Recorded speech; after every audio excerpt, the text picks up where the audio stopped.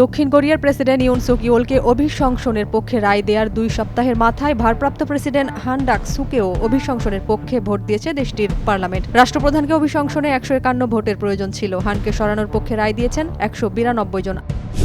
Liberal ডেমোক্র্যাটদের প্রকাশ করা পরিসংখ্যানে দেখা গেছে 2 বছরের মধ্যে 7 শতাধিক ফোন, ল্যাপটপ, কম্পিউটার এবং পেন ড্রাইভ খোয়া গেছে। চুরি যাওয়া বা খোয়া যাওয়া জিনিসপত্রের মধ্যে একটি পিস্তল, রাইফেল এবং প্রথম বিশ্বযুদ্ধের নিষ্ক্রিয় মেশিনগানও ছিল। পাকিস্তানের সামরিক আদালত আরও 60 জন বেসামরিক নাগরিককে দোষী সাব্যস্ত করে সাজা দিয়েছেন। তারা সাবেক প্রধানমন্ত্রী ইমরান খানের পক্ষে গত বছরের বিক্ষোভে অংশ নিয়েছিলেন। এর আগে শনিবার সামরিক আদালতে 25 জনের দণ্ডাদেশ আন্তর্জাতিক সমালোচনার জন্ম দিয়েছিল। ইসরায়েল ইয়েমেনের সানা বিমানবন্দরের কাছাকাছি আল দাইলামি সামরিক ঘাঁটি এবং হোদেইদা বিদ্যুৎ কেন্দ্রে বিমান হামলা চালিয়েছে। হামলায় সানা বিমানবন্দরের নিয়ন্ত্রণ টাওয়ার ক্ষতিগ্রস্ত হয়েছে, যার ফলে বিমানবন্দরটি কার্যক্রম পরিচালনার অক্ষম হয়ে পড়েছে।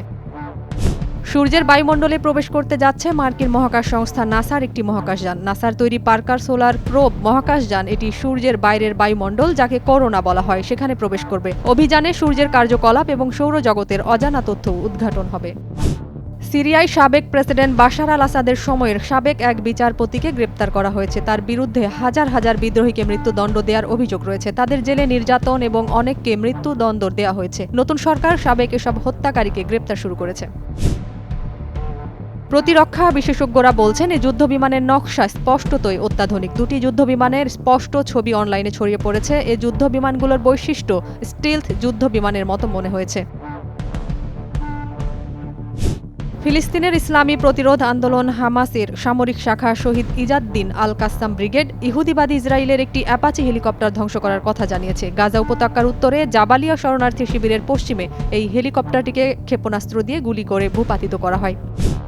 অস্ট্রেলিয়ায় ভয়াবহ দাবানল দেখা দিয়েছে। দেশটির একটি জাতীয় উদ্যানে এই দাবানল ছড়িয়ে পড়েছে এবং সিঙ্গাপুরের আয়তনের সমান অঞ্চলকে ইতোমধ্যেই গ্রাস করেছে আগুন। অস্ট্রেলিয়ান দমকল কর্মীরা বলছেন, দাবানলটি সিঙ্গাপুরের আয়তনের সমান অঞ্চলটিকে গ্রাস করেছে।